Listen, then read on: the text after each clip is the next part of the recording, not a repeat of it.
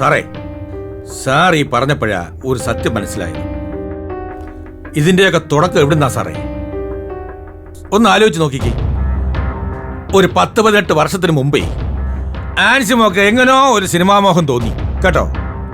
അന്നേ കൂടെ വന്നു ചേർന്നതാ ആ പന്തളം ബേബി.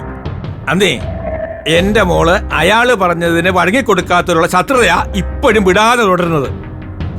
അന്നേ അനന്തൻ ഈ പന്തളം ബേബിയുടെ ചെവിക്കുറ്റിക്ക് അടിച്ചിട്ടാ ഇവളെയും കൊണ്ട് പോകുന്നത്. ആ അനന്തനെ ഇന്ന് എവിടാ സാറേ? അന്ന് തുടങ്ങിയ വൈരാഗ്യമാ എന്റെ മോളെ നശിപ്പിക്കാൻ. അവനാ എന്റെ കുടുംബത്തിൽ കയറി നിന്ന് ഇതെല്ലാം ചെയ്യിപ്പിക്കുന്നത്. വിട്ടുകൊടുക്കരുത് സാറേ. എല്ലാം അഴിയണം, എല്ലാത്തിനും അഴിയണിക്കണം.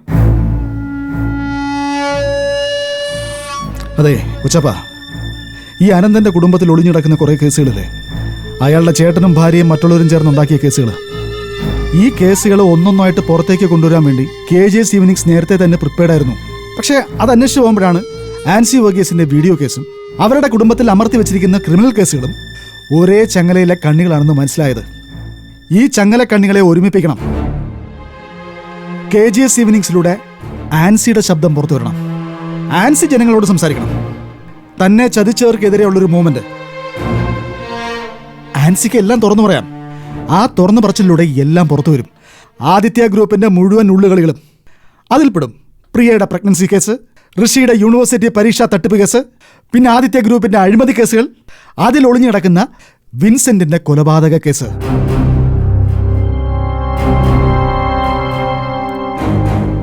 ഇപ്പൊ ആൻസി ചിന്തിക്കും, താൻ എന്തിനാ ഇതൊക്കെ പബ്ലിക്കിനോട് പറയുന്നതെന്ന്. ചിന്തിക്കാൻ ഒന്നുമില്ല ആൻസി. യുദ്ധം തുടങ്ങിയത് ആൻസിയാ. പക്ഷേ ഇപ്പൊ കരുക്കൾ നീക്കുന്നത് അവരാ. അതിനെ മറികടന്നു പോകുമ്പോൾ മുന്നിൽ തെളിഞ്ഞു വരുന്നതാണ് ഈ കോടനാട് കേസ്. ആൻസി CFSൽ വരെ എത്തരുത്. അതിനെന്തെല്ലാം തടസ്സങ്ങളാണ് അവർ സൃഷ്ടിച്ചുകൊണ്ടിരിക്കുന്നതെന്നറിയോ? ആ തടസ്സങ്ങളെ മറികടക്കാൻ ആൻസിയുടെ കയ്യിൽ എന്ത് ആയുധമുള്ളത്? അവര് തന്നെ ഒരുക്കി വെച്ചിരിക്കുന്ന കെടികൾ അല്ലേ? KJS ഈവനിങ്സ് അത് പുറത്തു കൊണ്ടുവരുമ്പോൾ ആൻസി വർഗീസ് അതിന്റെ മുമ്പിൽ തന്നെ കാണണം.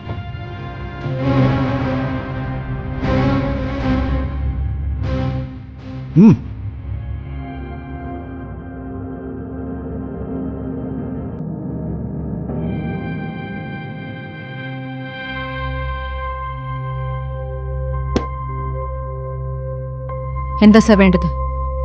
ഞാൻ എന്താ പറയണ്ടേ? സാർ പറ. മോളെ, സാറ് പറയുന്നത് പോലെ റെക്കോർഡ് ചെയ്ത് കൊടുക്കുക. അതാണ് നമുക്ക് വേണ്ടത്. അതോടുകൂടി അവന്റെ നഗളി പങ്ക് തീരും.